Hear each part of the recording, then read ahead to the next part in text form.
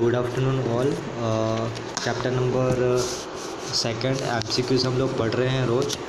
तो सबसे पहला हमारा एमसीक्यूज़ है कैपिटल है internal liability, external liability, internal as well as external liability या नन ऑफ दिस। ठीक है, तो इसमें से हम लोग अगर बात करें कैपिटल जो होती है हमारे बिजनेस की इंटरनल लाइबिलिटी होती है, क्योंकि कैपिटल जो होता है हमारा ओनर उसको इन्वेस्ट करता है।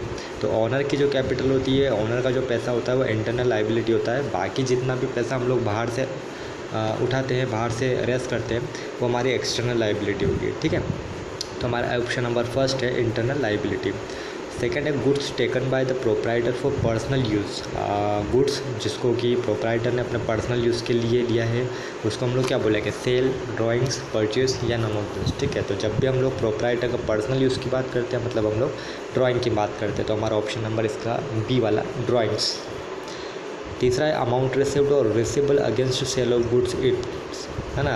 हम लोगों ने सेल किया और उसके बदले में हम लोगों को अमाउंट रिसिव्ड हुआ है, तो उसको हम लोग क्या बोलेंगे, रेवेन्यू रिसिप्ट बोलेंगे, कैपिटल रिसिप्ट बोलेंगे, sometimes revenue receipt and sometimes capital receipt या नन ऑफ दिस। ठीक है, तो जो भी हम लोग हमारा बिज़नेस है उसमें जो भी हम लोग सेल करते हैं, है ना, एक्चुअल गुड्स जो भी सेल करते हैं उससे हम लोगों को जब भी पैसा मिलता है तो हम लोग उसको रेवेन्यू रिसिप्ट बोलते हैं। और कैपिटल रिसिप्ट का मतलब होता है कि हम लोग अगर इन्वेस्टमेंट पर्पज़ के लिए किसी जगह पैसा लगाते हैं और वहाँ पर हम लोगों को अगर पैसा मिलता है सेल के बदले, तो वो हमारा कैपिटल रिसिप्ट हुआ। तो हमारा ऑप्शन नंबर ए वाला है रेवेन्यू रिसिप्ट।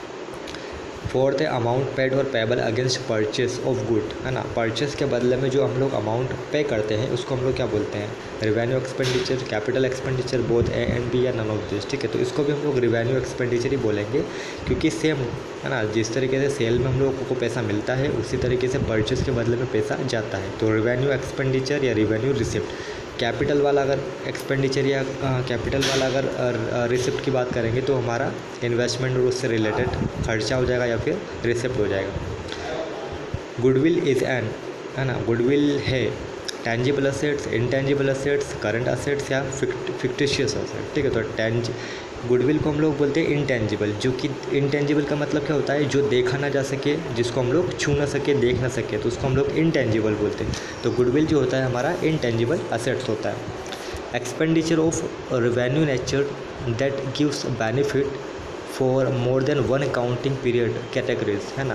ऐसा खर्चा जो कि एक साल से ज़्यादा के लिए हम लोगों को बेनिफिट देता है उसको हम लोग क्या बोलेंगे, capital expenditure, revenue expenditure, deferred revenue expenditure या फिर नन ऑफ दिस। ठीक है, तो यहाँ पर एक चीज़ हम लोग समझ लेते हैं, ऐसा खर्चा जो कि एक साल से ज़्यादा के लिए, हाँ, तो ऐसा खर्चा जो कि एक साल से ज़्यादा के लिए अगर हम लोग करते हैं, है ना, उसको हम लोग बोलते हैं डेफर्ड रेवेन्यू एक्सपेंडिचर। जैसे कि हमारा डेप्रिसिएशन, है ना, डेप्रिसिएशन जो होता है वो एक ऐसा खर्चा होता है जिसका बेनिफिट हम लोग को एक साल से ज़्यादा के बाद, मतलब कि उसका बेनिफिट हम लोग को फ्यूचर में मिलेगा। तो ऐसा एक्सपेंडिचर जो कि एक साल से ज़्यादा के लिए होता है उसको हम लोग डेफर्ड रेवेन्यू एक्सपेंडिचर बोलते हैं। नेक्स्ट है a person who owns money to a firm against goods sold is called, है ना। ऐसा पर्सन जो कि ऐसा पर्सन जिसको हम लोग मतलब ऐसा पर्सन जो जिसको हम लोग गुड्स होल्ड करते हैं और जिससे हम लोगों को मनी मिलनी है ना, जिससे हम लोग मनी मांगेंगे इन फ्यूचर, उसको हम लोग क्या बोलेंगे, creditor, debtor, both A and B या नन ऑफ दिस। तो हम लोग जिसको सोल्ड करते हैं और जिससे हम लोग पैसा मांगेंगे उसको हम लोग डेटर बोलेंगे। A person to whom money is owned by a firm for purchase of goods is called. अब ऐसा व्यक्ति जिसको कि अगर जिससे कि हम लोग खरीद रहे हैं क्रेडिट बेसिस पे और वो हमसे पैसा मांगेगा उसको हम लोग क्या बोलेंगे, creditor, debtor, both and B या नन ऑफ दिस। तो हम लोग उसको क्रेडिटर बोलेंगे। मतलब कि डेटर मतलब ऐसा व्यक्ति जिससे हम पैसा मांगेंगे, क्रेडिटर ऐसा व्यक्ति जो हमसे पैसा मांगेगा। ठीक है, नेक्स्ट है purchase refers to the purchase of. Purchase का मतलब क्या, goods for resale, stationery for office use, assets for the factory या नन ऑफ द अबव। तो परचेस का मतलब होता है गुड्स फॉर रिसेल, मतलब कि ऐसा गुड्स जिसको हम लोग सेल करने के पर्पज़ से हमारे बिजनेस के अंदर लेके आए हैं, है ना। Liability arises because of, liability arise होती है क्योंकि कैश ट्रांजैक्शन होता है, क्रेडिट ट्रांजैक्शन होता है, cash as well as cash credit transaction होता है या नन ऑफ दिस। ठीक है, तो अगर हम लोग बात कर रहे हैं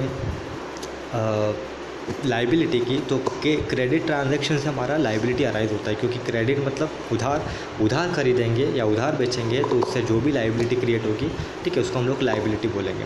the amount invested by the proprietor in a business is called, amount जो कि बिजनेस प्रोप्राइटर ने इन्वेस्ट किया है अपने बिजनेस के अंदर, उसको हम लोग क्या बोलते हैं, कैपिटल, कैश, रेवेन्यू या लोन, ठीक है। तो जब भी बिजनेस में प्रोप्राइटर इन्वेस्ट करता है, ठीक है, पैसा लगाता है, तो उसको हम लोग कैपिटल का नाम देते हैं, ठीक है। तो उसका ऑप्शन हमारा ए वाला कैपिटल अकाउंट, ठीक है। यहाँ तक हम लोगों को समझना है। इसके बाद के एमसीक्यूज़ आपको पढ़ना है, कोई दिक्कत आती है तो आप लोग मुझसे डिस्कस कर सकते हो।